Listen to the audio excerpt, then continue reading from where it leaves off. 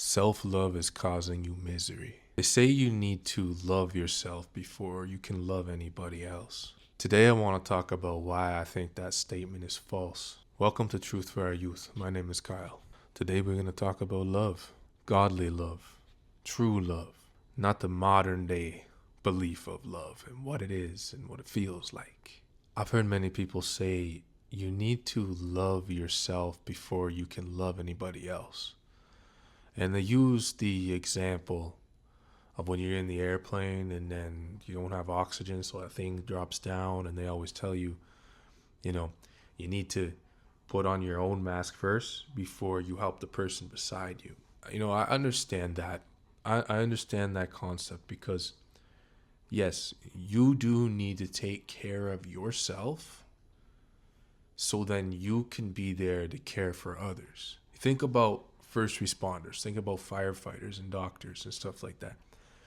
If a firefighter is going to go into a burning building or go to a car accident and have to lift a 300-pound body out of a car that's on fire, that has gasoline leaking from it or whatever the case is, that person has to be in shape to do that. So that firefighter needs to take care of their body so then they can care for others. Love this day, people have distorted it. People have distorted what love is. Some people say love is a feeling that you feel between someone else, When you meet somebody at first, you feel those butterflies in your stomach and everything is going good. That's that feeling of love. Or is that the feeling of lust? Or is that just a great feeling? And that's fine. You meet somebody and you're feeling all that good feeling, and then they say it runs out. The honeymoon phase ends. It can come back, right? So what is love then? Love is an action. Love is not just a feeling, Love is a choice you make every day. When you're walking out of the coffee shop in the morning and you see the old lady coming up behind you, and then you wait an extra 5 seconds to hold the door for them. That's kindness. That's acting in love. When you're with your friend or your spouse or your boyfriend or your girlfriend and they do something that hurts you or they say something that hurts your feelings, you talk to them about it and you forgive them for it. That's love. Some guy cuts you off on the street and then flips you off. You stay calm. You don't get angry. You feel like you want to flip them off. So you might want to run them right off the road, but you just keep driving.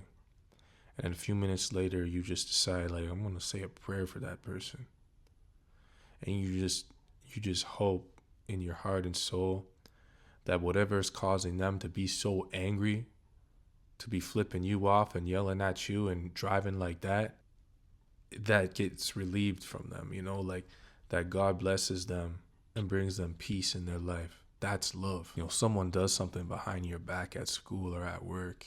You find out it happened and you're going to feel hurt by it.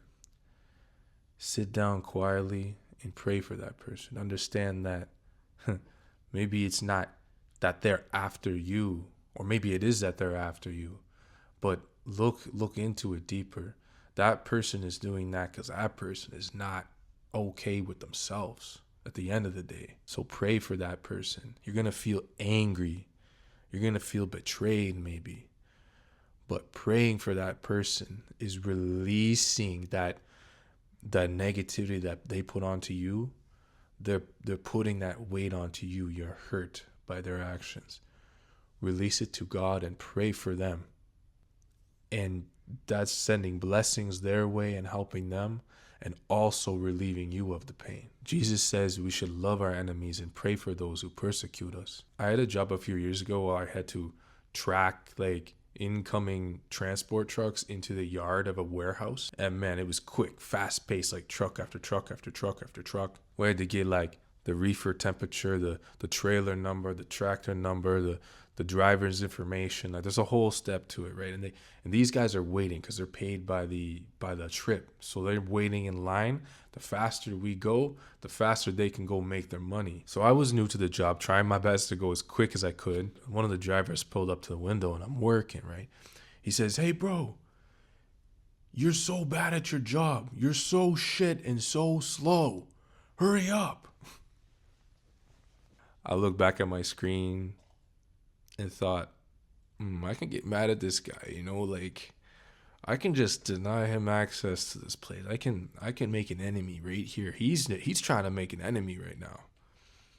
But instead of that, I chose the lighter way of behaving, and I hung my arm out the window. I looked, because we're in like a shack doing this. One on this side, one on this side. Tractor trailers coming in both ways. And so I look out the window and I look at him, and I'm like, damn, bro. Thank you so much for the compliment. Thank you so much for those kind words today.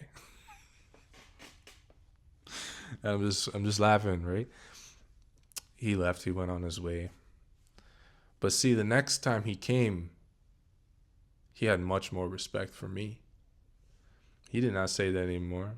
He was actually like, hey, bro, thanks, bro. Have a good day. See, choosing love and choosing peace, I'm not saying like it makes you a bigger person, really, but in a way, like, it does. It makes you a bigger and brighter and better person, I guess. But see, that's a choice. Love is a choice. Jesus' commandment to us is to love the Lord your God with all your heart, soul, and mind, and love your neighbor as yourself. With all of your mind, all of your body, all of your heart, all of your spirit, love God. And love your friends, your family, the people around you as if they are you. So love starts with loving God. And if you love God, you're going to love others. But also, if you love God, you're going to love the temple, the body, the mind, the brain that God has blessed you with. So you're going to take care of those things too. So that's a perspective. Like, I'm not saying loving yourself is like completely wrong, but if you're only focusing on loving yourself solely for yourself, you're just going to be miserable. Because when we love God first and we love people first, we're focusing on God in everything that we do. And as we focus on Him, He is more present in our mind, and therefore we're going to see His guidance, right? We're going to see His guidance. We're gonna see Him in all things. We're going to lean on Him when those situations come around. If you're only focused on loving yourself and saying, screw others, me first, that's misery. It's not sustainable. So yeah, that was just on my mind. I wanted to talk about it. Thank you for watching. Check out my other videos. Have a good night.